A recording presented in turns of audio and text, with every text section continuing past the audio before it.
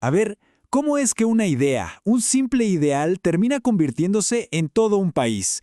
Bueno, hoy vamos a meternos de lleno en eso. Vamos a explorar cómo esos sueños revolucionarios de por allá, de los años 1820, fueron los que le dieron forma a la realidad política de Chile. Y ojo, que es un proceso que resuena y mucho hasta el día de hoy. Pensemos en la escena por un segundo. Se gana la independencia. La euforia es total. Hay celebraciones por todas partes. Pero, claro, una vez que pasa la fiesta, llega la pregunta del millón. ¿Y ahora? ¿Qué hacemos? ¿Cómo se construye un país desde cero? Ese fue, de verdad, el desafío gigantesco que tuvieron enfrente los fundadores de Chile. Y es que todo, absolutamente todo, partió con un sueño. El sueño de una república. Pero no era una idea que salió de la nada, Para nada. Ese sueño venía impulsado por unas ideas potentísimas que estaban cruzando el Atlántico en ese momento, las ideas de la Ilustración. Ojo, los líderes chilenos no estaban improvisando, no partieron de la nada, tenían, por así decirlo, una hoja de ruta, y esa ruta estaba marcada por estas ideas que eran, para la época, totalmente revolucionarias. A ver, pensemos lo que significaba, después de siglos de monarquía, de un rey que lo decidía todo, de repente proponer una división de poderes, que el poder no esté en una sola persona, o decir que la soberanía, o sea, el poder máximo, está en la nación y no en el rey, y para rematar, que todo eso quede escrito, bien amarrado, en una constitución. Uf, esos eran los pilares de un proyecto que era, como mínimo, muy audaz. Y para que nos hagamos una idea del momento, pensemos en la Casa de Moneda. En esos años, por la década de 1820, era, pues, literalmente una casa para hacer monedas. Así de simple, un lugar práctico, funcional. Era un símbolo, sí, pero de un estado que recién estaba naciendo y que necesitaba, bueno, empezar a funcionar, a tener su propio dinero. Todavía no era ni por asomo el gran palacio de gobierno, el centro del poder político que es hoy. Bueno, hasta aquí todo suena muy bien, ¿no? Las grandes ideas, los sueños, pero ahora vamos a pasar de la teoría a la práctica. Porque, seamos sinceros, una cosa son los ideales escritos en los libros y otra, muy distinta, es tratar de llevar todo eso a un país de verdad, con gente de carne y hueso y con problemas, bueno, problemas muy reales. Y aquí es donde la cosa se empieza a poner color de hormiga, porque los debates que se armaron fueron intensísimos. A ver, ¿Chile tenía que ser un estado federal, así como Estados Unidos, con regiones con mucho poder, o mejor, uno unitario, bien centralizado? ¿Y la Iglesia Católica, qué papel iba a jugar en todo esto? Y quizá la pregunta más de fondo de todas, ¿quiénes iban a ser ciudadanos con todos los derechos y quiénes no? Fíjense que no eran para nada preguntas fáciles de responder.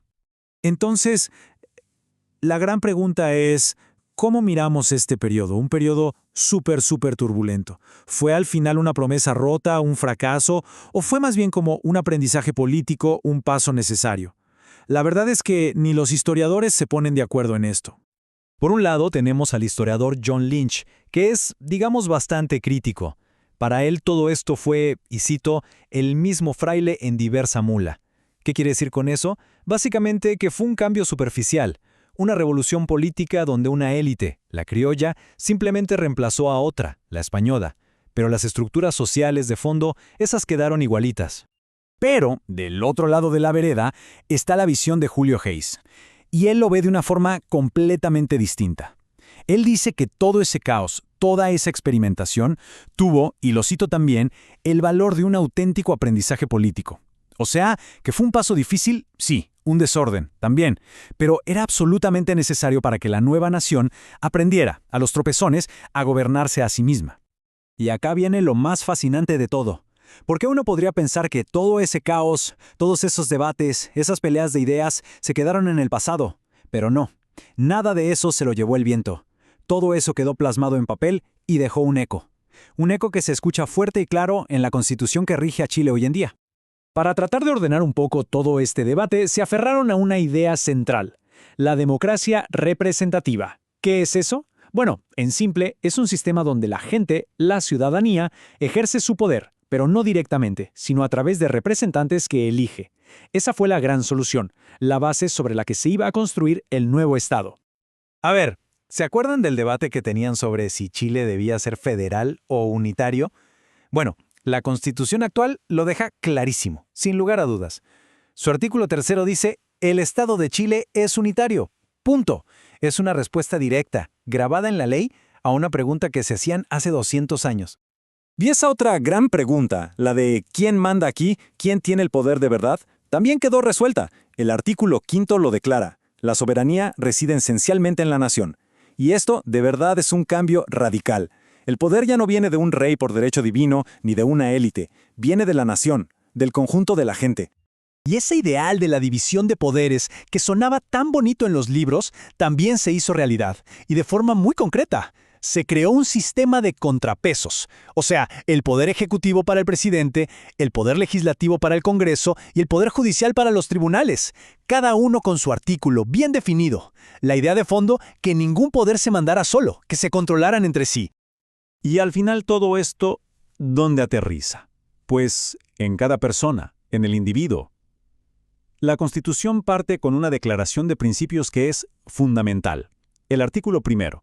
Las personas nacen libres e iguales en dignidad y derechos. Y después, el artículo 13 define las reglas del juego, a qué edad se es ciudadano, y que los ciudadanos tienen el derecho a votar y a ser elegidos. Es, en el fondo, el contrato social entre el Estado y cada habitante.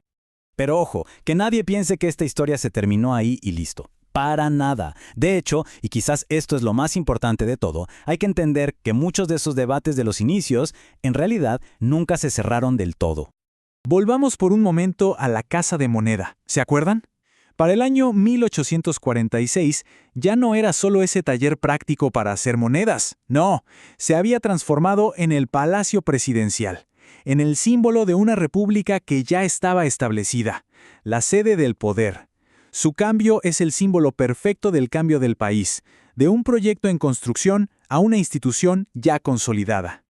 Y aquí está el punto clave. Esas preguntas fundamentales de hace 200 años, las preguntas sobre los derechos, sobre la soberanía, sobre cómo debe ser el Estado, siguen totalmente vigentes. Siguen ahí, en el centro de los debates políticos del Chile actual. El eco de la historia, créanme, se escucha fuerte y claro. Y todo esto nos deja con una pregunta flotando en el aire. Si esos debates que fundaron la República en realidad nunca terminaron del todo, ¿qué nos dice eso sobre el futuro de esa misma República? La respuesta, al parecer, es una que se sigue escribiendo día a día.